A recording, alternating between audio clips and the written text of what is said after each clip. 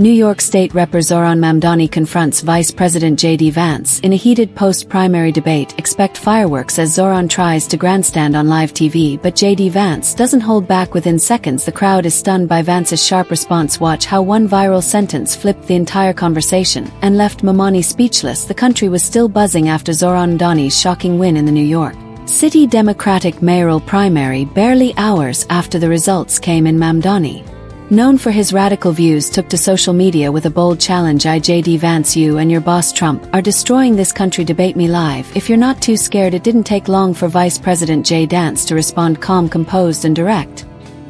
He simply posted, "Happy to let's give the American people clarity." The debate was scheduled within 24 hours. Networks across the nation cleared prime-time slots. The stage was set in Manhattan. Millions tuned in expecting a war of words, but no one could predict what would happen next. Mammy walked onto the stage like a boxer entering a ring, fiery eyes, clenched fists. Vance, on the other hand, walked in silently, adjusting his mic, nodding at the audience. Then the countdown began. 3, 2, 1. The cameras went live. The moderator barely finished the welcome before Mamdani leaned forward and delivered the first blow. JD Vance, you're nothing but Trump's lapdog. I'm here to end your lies tonight. The crowd gasped. JD Vance didn't flinch. He simply tilted his head, almost like a teacher waiting for a child to finish a tantrum. The moderator tried to intervene, but Mamdani waved him off. "You call yourself vice president," Mamdani said, voice rising, "but you serve a man who fuels division. Me, I'm here to unite, to fix this broken city, starting by abolishing your corrupt systems." The crowd was stunned. He went on, listing his agenda with pride. No more NYPD, no more prisons, no more IC raids, no more guns, no more cash bail. I'll legalize sex work, open safe drug sites, because New Yorkers deserve freedom. Cameras zoomed in on Vance. He still hadn't spoken a word. "You're afraid of ideas, JD, because ideas threaten the small box you and Trump live in." Then finally Vance leaned forward, his voice steady and low. "Zohran, I came here tonight to debate ideas, not madness. You want to liberate this city by turning it into a playground for crime, chaos and collapse." A pin could be heard dropping. "And tonight I'm going to show America who you really are." The audience fell completely silent. JD Vance reached into his jacket and pulled out a single sheet of paper calmly. He held it up. "This," he said, "is a leaked internal memo from your campaign outlining plans to end all cooperation with ICE and immediately halt all prison sentences, even for violent offenders." Gasps echoed through the studio. Mamdani's face twitched. "Vance didn't stop. You talk about freedom, but what about the freedom of a mother walking her child home from school without fear of an addict waving a needle on the sidewalk?" He looked directly at the camera. "Zohran, you don't want to lead New York. You want to dismantle it brick by brick. You want to turn this city into a lawless experiment fueled by fantasies and foreign ideologies that don't belong here." Then came the moment that would go viral worldwide. "You're not running to be mayor of New York. You're running to be the mayor of mayhem." The crowd erupted. Some stood, some cried. Mamdani's face drained of color. He tried to speak. He couldn't. Vance turned slightly to the audience and added softly, "And tonight I brought the receipts." The room was never the same again. For a moment the studio was frozen in time. JD Vance's words, "You're not running to be mayor of New York. You're running to be the mayor of mayhem," were still echoing through the room. Zohran Mamdani stared straight ahead, lips slightly parted, trying to grasp the blow he just received. His confidence had cracked. Then came the ripple. The crowd began murmuring. Some even applauded. A few journalists started typing frantically. Phones lit up. Twitter was already ablaze. But Vance wasn't finished. "You call me a servant. At least I serve the American people. You, Zohran, serve something else, something darker." Mamdani shifted in his seat. "Let's not forget," Vance continued, lifting another sheet. "You once tweeted that prisons should be erased from the map, that law enforcement is a tool of white supremacy. Is that what you'll tell a grieving mother whose son was stabbed on a subway train last week?" A woman in the front row suddenly broke into tears. Her son had been murdered just 2 weeks ago, and that was the first moment in the debate when people began to feel the real cost of Mamdani's promises. JD Vance now had full control of the room. His tone never rose. He wasn't loud. He was surgical. "Zohran, you say you want to help the poor, but let's be honest with the people tonight." He reached into his folder again. Cameras zoomed in. Vance held up documents, highlighted bank records, campaign filings, and foreign donations. "Your campaign accepted over $400,000 from foreign link PACs. You called them solidarity contributions, but do New Yorkers know those funds came through shadow organizations based in Uganda, Qatar, and a firm flagged by DHS for radical activities?" Mamdani stood up suddenly, his mic catching a sharp intake of breath. "This is slander," he snapped, but Vance didn't even blink. "Then explain it right now. Tell these good people why your campaign finance record reads like a criminal case file." The crowd didn't cheer. They didn't boo. They just stared, silent, processing. Then Vance looked straight into the camera. "New York deserves a mayor who will protect its people, not someone who wants to burn its institutions down and dance in the ashes." Mamdani sat back down for the first time that night. He looked small. The moderator finally stepped in, voice shaking. Representative Mamdani, would you like to respond? Zohran leaned forward, but the confidence was gone. His voice was no longer booming. The vice president, he's twisting facts. I believe in change, real change. Yes, I oppose then, but for justice I want freedom. He stopped. The audience wasn't buying it. Then a man stood in the back row. My daughter overdosed last year thanks to your safe injection site policy. She was 19. Silence. No one moved. Mamdani's eyes dropped to his notes. He didn't respond. He couldn't. Vance didn't speak either. He looked at the grieving father with deep respect, nodded slightly and said, "Sir, I'm sorry for your loss. You didn't deserve that. No family does." And for the first time, viewers across America saw it. JD Vance wasn't just a politician. He was human. He wasn't angry. He was hurting for the nation. And just like that, the tide of the debate changed forever. The moderator looked pale. Producers in the control room were whispering frantically into their earpieces. Even the news anchors covering the debate live on television sat in stunned silence. This wasn't just a political face-off anymore. It was becoming a national moment. Zohran Mamdani cleared his throat. He tried to reclaim the narrative. These are distractions. I'm not here to debate old systems. I'm here to destroy them. And yes, I said I'd abolish the NYPD. It's a corrupt relic. We don't need more prisons. We need more understanding. His words didn't land like before. The room didn't clap. In fact, someone quietly muttered insane near the back. JD Vance turned to him calmly. You call that understanding? Let me ask the audience, would you feel safe walking your children through Central Park at night? Under Zohran's vision, no cops, no bail, no rules. He paused. We tried something like that in 2020. You remember the crime spikes, the broken windows, the blood on sidewalks. The audience did remember. And you could feel it. Pain, fear, regret. Manny had awakened something dangerous in New Yorkers. But Vance, he was awakening their memory. From the second row, a woman stood up. She clutched a worn photograph to her chest. Her voice cracked as she spoke. My son Jamal was gunned down in the Bronx 2 years ago. His killer was out on bail under your no punishment policy. Mr. Mani gasps filled the air. Zohran froze. You said abolish prisons. The woman continued weeping. But what about justice? My boy never made it to college. He never even got to vote. Mamdani's face twitched with panic. I can't speak on individual cases. JD Vance rose. He gently took the mother's hand. The camera captured it raw, unfiltered. Real. Ma'am, I'm sorry. What happened to your son? It should have never happened. He turned to Mamdani. This is your legacy, not hope, not progress. Pain. You hide behind slogans while mothers bury their children. Even some of Mamdani's supporters looked down. The reality was too much. The tears were too real. This wasn't a debate anymore. This was a reckoning. The debate clock was ticking. Only 15 minutes left. But JD Vance wasn't finished. He reached for one last document sealed in an envelope. Let's end with truth. He held it up. This is a letter from a whistleblower inside Zohran's campaign. It outlines plans if he wins to redirect city funds toward community justice coalitions, several of which have ties to extremist groups flagged by DHS. He handed it to the moderator. This isn't a conspiracy. This is verified, checked, real. Manny jumped up furious. This is a setup, fabricated garbage. But Vance stood his ground. You said you wanted to run New York. I say you want to ruin it. Then came the final sentence, the one that would be replayed a million times. This city survived 9/11 hurricanes, blackouts, and pandemics, but it may not survive you. The audience gasped. A few even clapped slowly at first, then louder. Mamdani sat face blank, arms limp, and JD Vance simply looked into the camera and said, New York, vote with your heart, but more importantly, vote with your head. The debate stage felt like a courtroom now, but it wasn't the moderators or the audience or the media judging Zohran Mamdani. It was reality. He tried to force a smile, but it didn't reach his eyes. They darted left, right, searching for help, a break, a lifeline. These are personal attacks. Mamdani blurted cheap shots, but JD Vance stood still, calm and devastating. Personal. Zohran, this isn't about you. This is about the city that took you, in the same city you're trying to gut from the inside. He turned to the audience. He wants to dismantle law enforcement, release criminals, flood the streets with drugs, and call it progress. But the only thing he's building, Vance's voice dropped, is a future where New Yorkers are afraid to walk out their front door. The crowd murmured. A mother clutched her daughter tighter. A man in a delivery uniform shook his head. For the first time, Zohran Mamdani looked like someone who regretted showing up tonight. Vance calmly stepped toward his podium and opened a small red folder.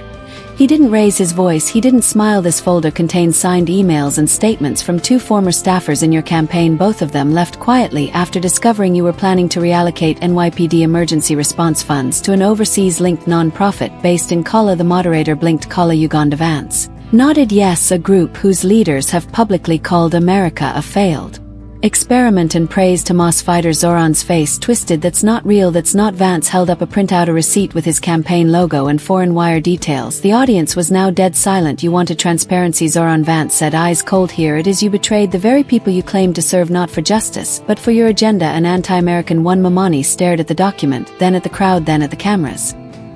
He said nothing because there was nothing left to say. Outside the studio, the streets of Manhattan were filled with flashing phones, tears and gasps, bars, shops, homes. Everyone was watching, even cab drivers had pulled over. Inside, JD Vance took a breath.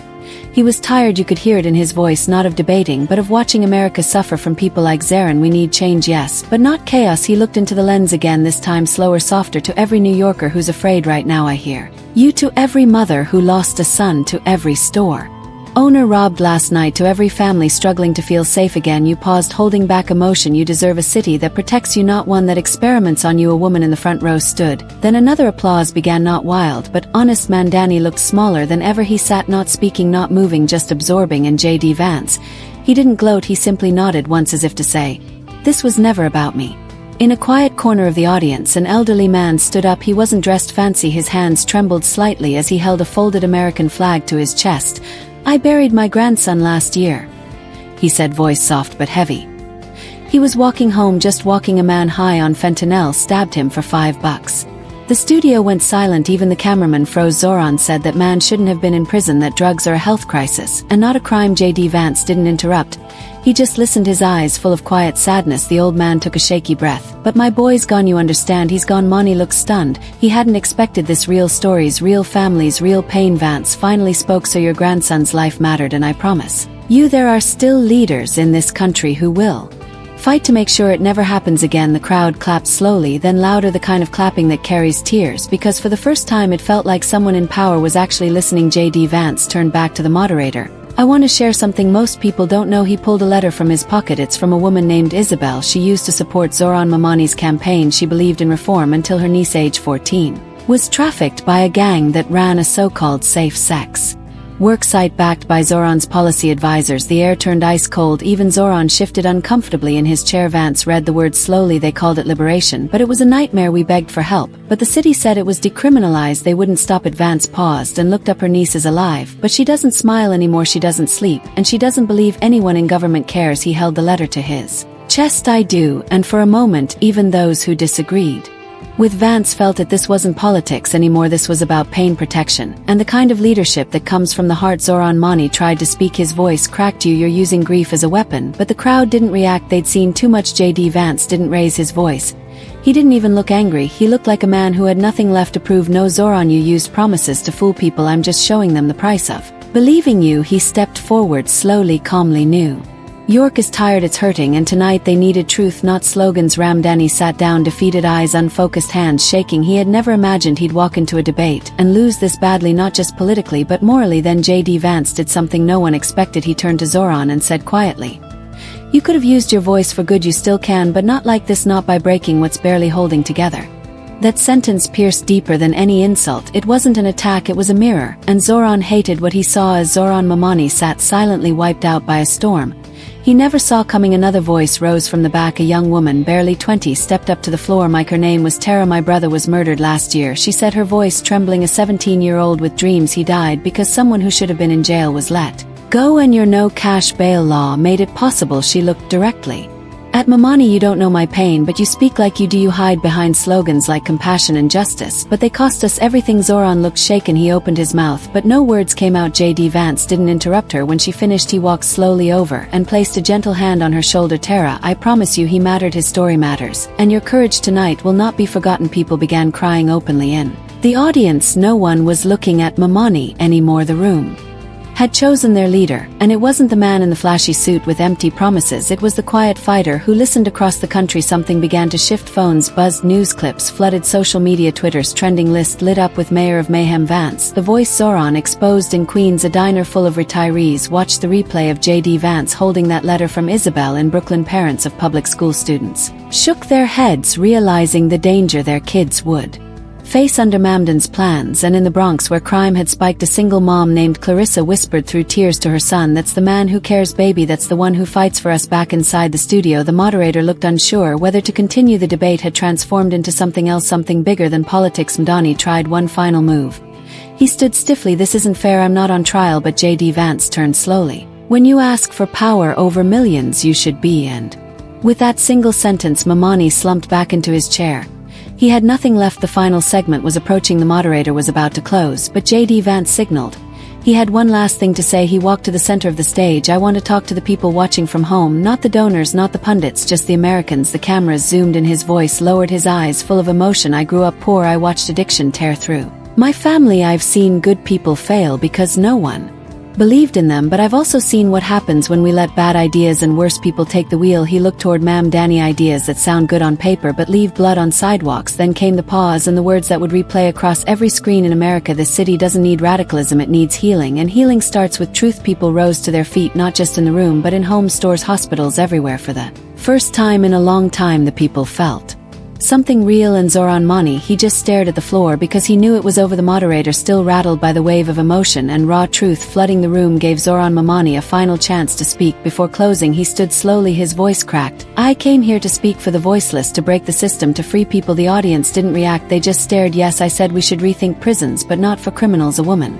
near the front stood up. My daughter was raped by someone your campaign defended in court. He was let out without bail. You said he needed therapy. She hasn't smiled since. Zohran froze, the words collapsed in his throat. JD Vance stepped in. He wasn't angry, he was broken-hearted. You talk about freeing people, but all I see are the chains you've put on innocent lives. He turned to the audience. This debate wasn't a clash of ideologies, it was a test of who feels your pain, who cares. That moment broke the last piece of Mamdani's facade, and for the first time in his political career, he had no words. One by one, audience members stood up, not to protest, but to walk out on Zohran Mamdani. It started with a father of two, then a retired teacher, then a single mother holding a folded flyer that once had Ma's face on it. They all turned and walked toward the exits quietly with tears. He doesn't deserve our ears, one woman whispered, not after what we've heard. JD Vance didn't gloat, he simply nodded in silence out of respect for their hurt. Even some on Mamdani's campaign team, recognizing the storm their candidate had walked into, began to pack up. One advisor was seen whispering frantically into her phone, we have to pull the press release, cancel all post-debate appearances. Mamdani stood alone, a man who had walked into the spotlight expecting to shine, only to have the lights turned against him. And as the stage lights dimmed, JD Vance turned to him with a voice so low only the mic caught it. It's never too late to care, but you waited too long. Outside the studio, crowds gathered around large TV screens mounted in windows, cafes and public plazas. People had tears in their eyes, not because of a political victory but because they finally saw someone fight for them. A grandmother watching from her apartment in Harlem wiped her cheek and said, I haven't felt this scene in 20 years. In a Staten Island precinct, off-duty cops stood in silence. One of them whispered, that's leadership, that's heart. And back in the studio, JD Vance faced the moderator for his closing words. This was never about titles, not mayor, not vice president. It's about responsibility. If you want power in this country, you have to earn it with compassion, not chaos. He looked at the lens again, straight into America's soul. Protect your children, respect your laws, and never trade safety for slogans. The crowd erupted, not with noise but with tears. The debate had ended, but the moment it had just begun. Backstage after the debate, Zohran Mamdani sat in a dressing room alone. His jacket hung limp off one shoulder, his hands trembled as he scrolled through his phone, only to find headlines like Zohran crushed in live debate by JD Vance, the voice of reason in a city crying for help. Mayor of mayhem, trend hits 30 million views in under 2 hours. His staff had vanished. The ones who cheered him when he attacked Vance were nowhere to be found. Now he looked into the mirror. For the first time, he didn't see a future mayor, he saw a man exposed, a man who thought he could play games with lives and lost. Meanwhile, JD Vance walked quietly through the studio hall surrounded by only 2 aides. He wasn't celebrating, he was thinking about the stories he'd heard tonight, the grieving mother, the stabbed teen, the trafficked niece. That wasn't a debate, he said quietly. That was a funeral for failed ideas. His aide asked, are you okay? Vance nodded, but behind his eyes he wasn't thinking about victory, he was thinking about justice. That night something unexpected happened across New York. People who had never spoken out before found their voice. A small deli in the Bronx posted a handwritten sign, we support JD Vance, we want peace in our streets again. In Queens, a teacher gathered her students and led a prayer for safety, for truth, for a city that wouldn't be betrayed again. Even a group of former Mamdani supporters met in a community center. One of them stood and said, I voted for him in the primary. But after tonight I realized I never asked the right questions. I let the slogans blind me, and the videos kept spreading. Clips of JD Vance placing a hand on the grieving father's shoulder, reading Isabel's letter saying, New York may not survive you. One by one Americans began to cry, not just from sadness but from recognition. This wasn't fiction, this was their reality, and JD Vance had put it into words they could finally believe. In the next morning a clip went viral. It wasn't part of the debate broadcast, it was filmed quietly by someone backstage. JD Vance was standing in a small hallway alone, hands folded, head bowed, whispering. A cleaning staffer passed by and asked softly, "Are you praying, sir?" Vance looked up, eyes wet. "For the ones who couldn't speak last night, and for the ones who will still suffer if we fail." The staffer posted it online by noon. It had 18 million views. One comment read, "I haven't cried like this in years. I didn't vote for Trump, but JD Vance, he's different." In living rooms, truck stops, fire stations, people wept watching that short moment because it wasn't political, it was human. No spin, no noise, just a man praying for others. And somewhere in a darkened room, Zohran Mamdani watched that same video alone, and for the first time since the debate, he looked afraid. The pressure on Zohran Mamdani was unbearable. News anchors were asking if he would withdraw. Local groups were distancing themselves. Community leaders, once vocal supporters, had gone silent in a private press briefing late that evening. Mamdani was expected to make a statement. Cameras were ready, microphones hot. He stepped up, pale and tired, and cleared his throat. "Last night was difficult. To pause, the room tensed, but I stand by my vision. A radical rethinking of how this city operates is still necessary. No apology, no remorse." JD Vance, watching from a small staff room with a few firefighters, shook his head. He had a chance, one chance to make this right, to show he had a heart, and he blew it. One of the firefighters muttered, "He doesn't care, sir, not about us, not about the streets." That silence said more than any headline. Zohran could have said one word, "sorry," and changed the story, but instead he doubled down. In New York City it turned its back as JD Vance walked out of the station. His phone rang. It was President Trump. "You made the country proud last night," the president said. "That wasn't just a win, it was a wake-up call." Vance didn't celebrate. "Mr. President, the stories we heard, they broke something in me. It's not about politics anymore, it's about survival." Trump's voice softened. "Then go finish it. Let them feel what leadership really looks like." That call wasn't about approval, it was a passing of the torch. Back at JD's hotel, reporters were already waiting. One asked, "Vice President Vance, what happens now?" He paused. "Now we hold the line, we protect the people, we make sure no one like Zohran Mamdani ever comes this close to power again." Across the nation, viewers watching live stood and clapped in their living rooms because it wasn't just JD Vance's voice they heard anymore, it was theirs. That night a handwritten letter arrived at JD Vance's hotel room. No return address, just a folded sheet inside. He opened it, his hands trembled by the second paragraph. "Dear Mr. Vance, you don't know me. I'm the mother of a boy who died from a fentanyl overdose last year. The policies Mr. Meany promotes gave my son his last hit. He was promised help. He got a death sentence." Vance sat on the edge of his bed, breath caught in his chest. "Last night when you looked into the camera and said, 'We failed you,' I broke because it was the first time someone in power didn't lie. Thank you. I'll never forget your words. My boy would have trusted you, so do I." He folded the letter slowly and placed it in his inside coat pocket next to Isabel's, then whispering barely loud enough to hear, "We won't fail the next one." He didn't cry, but millions watching his quiet pain did. The sun rose over a quiet shake in New York City, but it felt different, more reflective, less noisy, as if the entire city had collectively paused to catch its breath. The debate had aired just 9 hours ago, and yet it had shaken the nation. In the Bronx, murals were already being painted. One of JD Vance standing beside the grieving father who lost his son in Brooklyn. Candles lined the sidewalk outside a church with a sign that read, "We hear you, JD, thank you for fighting for our children." News outlets were flooded with stories, real people, single mothers, veterans, teachers, janitors calling in to say they'd cried, that they finally felt seen. And on his way to the airport, JD Vance's motorcade paused near a group of school children.